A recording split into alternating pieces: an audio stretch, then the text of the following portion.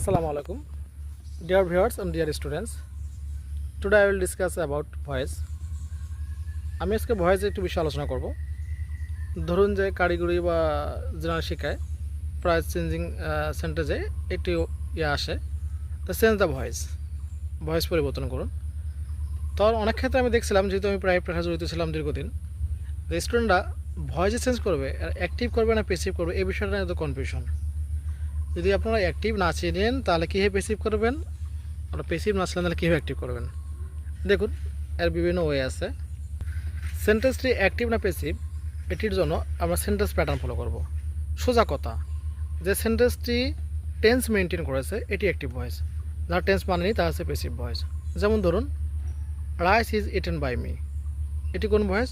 দেখুন, ধরেন জেনারেলি নেমে রাইস সাবজেক্ট, ইজ হলো বিভাব, ইটেন হলো ভি3। আমরা জানি বিভাবের পর ভি3 থাকতে পারে না জেনারেল নিয়মে, বিভাবের পর কী থাকে? আইএনজি, তার মানে এটি পেসিভ ভয়েস। আবার ধরুন আই ইট রাইস, আমি ভাত খাই, সাবজেক্ট ভার্ব এক্সটেনশন বা অবজেক্ট, তাহলে এটি অ্যাক্টিভ ভয়েস। তবে আশা রাখি সোজা কথা মনে রাখবেন, যে সেন্টেন্সটি টেন্স মানছে তাই অ্যাক্টিভ ভয়েস, যার টেন্স মানায় সেটা হচ্ছে পেসিভ ভয়েস। তো থ্যাংকস অল, সবাই ভালো থাকবেন, সুস্থ থাকবেন। বেশি আমার চ্যানেলটিকে সাবস্ক্রাইব করবেন এবং বিভিন্ন বিষয়গুলো আমি এখানে তুলে ধরবো। আল্লাহ হাফেজ।